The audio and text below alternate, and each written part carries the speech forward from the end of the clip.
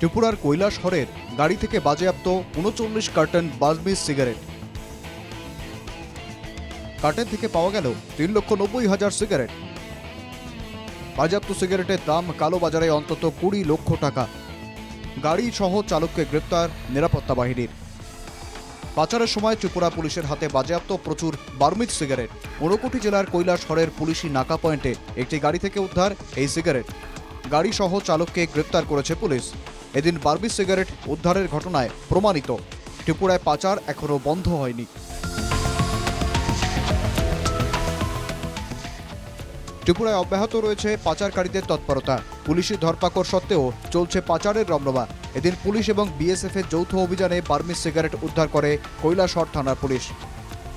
কৈলাসহর থানার ওসি তাপস মালাকার জানান, কৈলাসহরের চিরাকুটি নাকা পয়েন্টে পুলিশ এবং বিএসএফ এর জি ব্রাঞ্চের রুটিন তল্লাশিতে উদ্ধার হয় এই Burmese cigarette.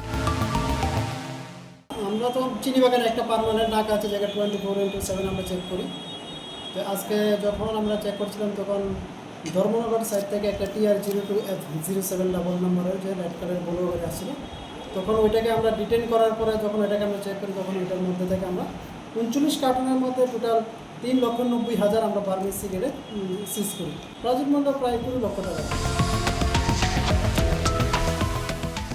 OC Tapas Malakar জানান, নাকা পয়েন্টে বিএসএফ এর জি ব্রাঞ্চের কর্মীরা পাহারায় ছিলেন। তাদের সহযোগিতায় আটক করা হয় গাড়িটি। সিগারেট সহ গাড়িটি বাজেয়াপ্ত করা হয়েছে। এই ঘটনায় গ্রেপ্তার করা হয়েছে গাড়ির চালক সুদীপ নাথকে।